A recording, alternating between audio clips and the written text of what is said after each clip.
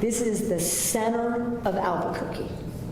The center of Albuquerque deserves a refresh and a restart. That's what you do. We redevelop.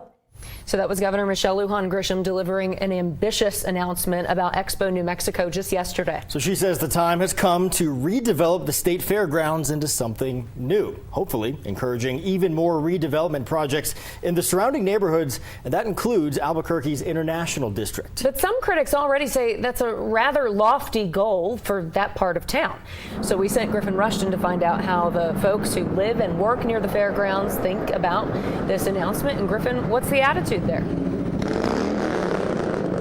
Well, it's a lot of cautious optimism right now. The governor and other city and state leaders believe the 230-acre piece of state land in the center of Albuquerque could be used to build more affordable housing, grocery and drug stores, parks, entertainment venues, and so on. They believe that the New Mexico State Fair, which is at Expo New Mexico, has already outgrown the facilities here, and they believe that this part of town could use those extra investments. Now, we spoke to the co-owner of Buffett's Candies, whose original location is still open for business across the street from the fairgrounds at Lomas and Louisiana. She told us she's encouraged to see city and state leaders making plans to bring new life to this often overlooked part of Albuquerque, but she's not convinced a massive redevelopment project will actually solve the safety issues that are still driving businesses and residents away.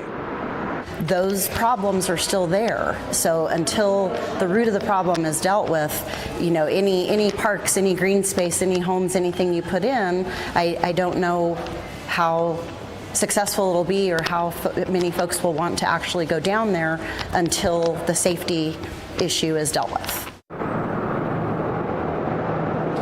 As we mentioned, state leaders are optimistic redeveloping the state fairgrounds will encourage other redevelopment projects in the area, but it seems that's a double-edged sword for the people who actually live here.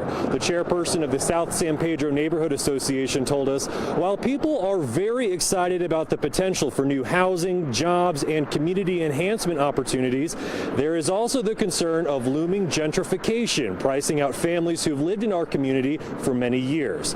She also says many neighbors are concerned about the state fair moving to a new location, considering many families don't have the means to travel to other amusement parks and festivals and can simply walk their children to the state fair when it's in town. Now, with that in mind, we should mention that the 2025 state fair is still expected to go on here at Expo New Mexico next year, and any final decisions about the location for a new state fairgrounds or even what a redevelopment project could look like are still months away.